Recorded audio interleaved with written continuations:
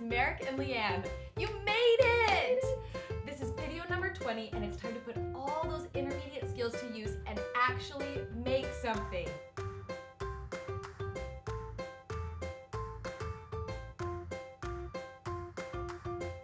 Finally, right? In this episode, we'll show you how to make a darling shift dress with darts, sleeves, pockets, a zipper, and a professional neckline.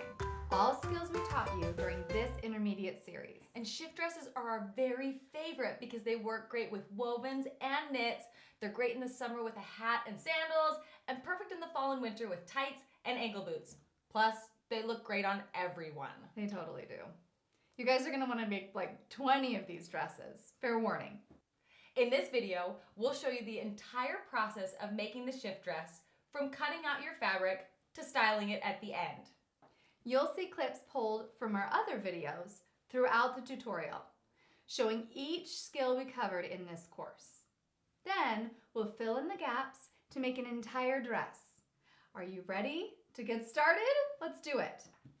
In our free video showing you how to create patterns with your own clothing, we showed you how to create a custom pattern. Follow the instructions in that video to create a shift dress pattern. If you don't already have a shift dress in your closet to use as a pattern, you can just use a basic t-shirt, then add extra length till it's as long as you want. Just keep in mind that you will need to add an extra inch for your hem. Lay your pattern pieces flat on your fabric and pin in place, and then cut each pattern piece.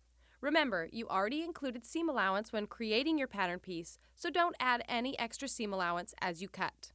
You should have a front dress piece cut along the folded edge of your fabric, 2 back dress pieces at a 1/2 inch seam allowance along the center edge of each piece since we will be inserting a zipper here, 2 sleeve pieces also cut along the folded edge, 4 pocket pieces, remember to cut 2 per direction, and 2 neckline lining pieces, 1 to 2 inches wide, 1 for the front and 1 for the back.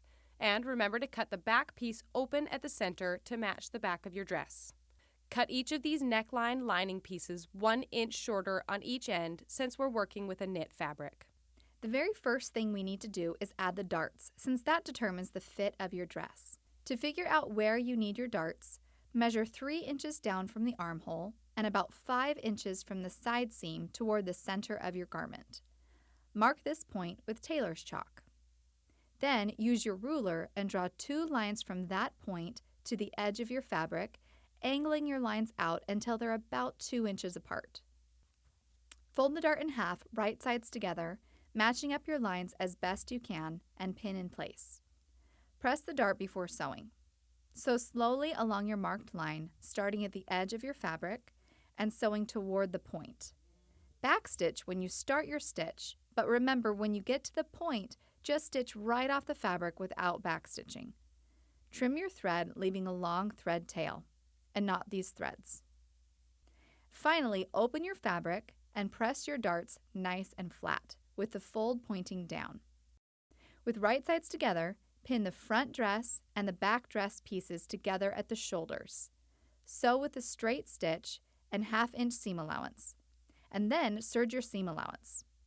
Open up the dress and lay it on a flat surface, right sides up.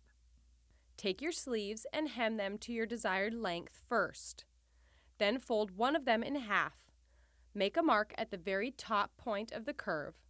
Remember, in video 17, we talked about adding ease if you are working with wovens. We are working with a knit, so we don't need to add it. Once your sleeve is pinned to the dress, it should look like this. Now it's time to sew. Start at one end of the sleeve and carefully sew up and over the shoulder with a 1/2 inch seam allowance. Sew carefully over your ruching if you have it. Once your sleeve is attached, serge your seam allowance. Repeat to insert the other sleeve. Now it's time to insert your pockets. Mark the pocket placement on the front and back pieces of your garment along the side seam. It's a good idea to hold the dress up and make sure the placement will work with your arm length. Take one of your left pocket pieces and place it with right sides together on your dress at the mark you just made. Make sure the pocket piece is pointing down to the center and not up. Pin in place and repeat with the second left pocket piece, making sure it also points down and to the center. Stitch the first left pocket piece in place only along the side seam with a 1/4 inch seam allowance. Sew the second left pocket piece to the other side seam. Turn the pocket pieces out and press. Repeat with the right pocket pieces. Place the right sides of your dress together with your pocket pieces folded away from the dress. Pin the side seams together and all around the pocket. Stitch down the sides of your dress with a 1/2 inch seam allowance, following along the curve of your pocket. Serge down the sides and all around the pocket if desired. Turn your dress right side out and press the side seams flat so that your pockets lay neatly inside. Now we have the darts in, the sleeves in, the pockets in, and next up is our zipper. Let's prepare our fabric. Serge or zigzag stitch the seam allowances down the center of the back 2 dress pieces. Open your zipper and use an iron to press the curled teeth flat. This will help you get your stitches as close to the teeth as possible.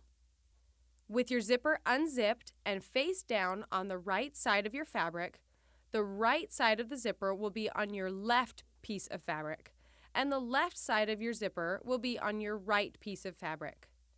Make sure you double check this before you pin and sew. Lay the zipper teeth a 1/2 inch from the center edge and pin in place. Make sure the top stops are placed just below the top edge of your fabric. To stitch the zipper in place, position the zipper teeth under the proper groove in the presser foot and stitch until the presser foot reaches the zipper stop. Don't forget to backstitch. Once both sides of your zipper are attached, remove your invisible zipper foot and replace with a regular zipper foot.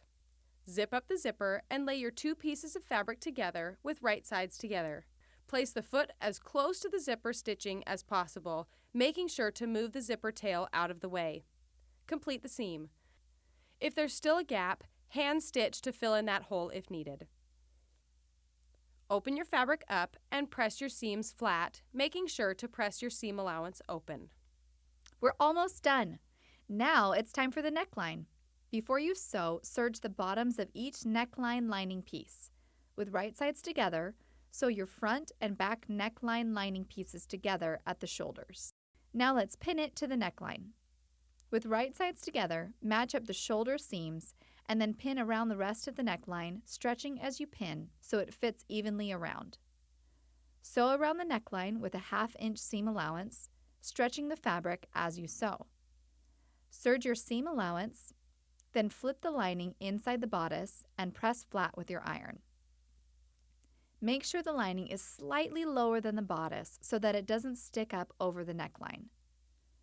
Tuck the zipper top tape extensions underneath the neckline lining in the back.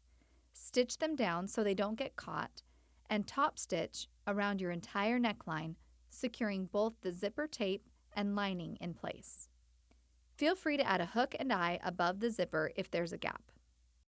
Serge around the bottom of your dress, then fold up the hem to your desired length and hem around the entire dress with a straight, wide stitch or with a double needle.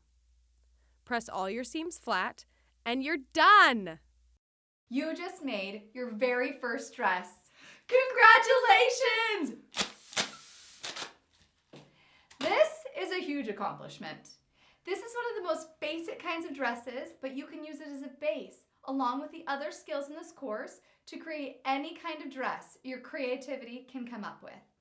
Our very favorite part of designing and making a dress is when it's all done and time to style. For this kind of dress, since it has a large pattern, we'll keep the accessories neutral and minimal. Pair it with a simple necklace, a fun bag, and a strappy pair of sandals.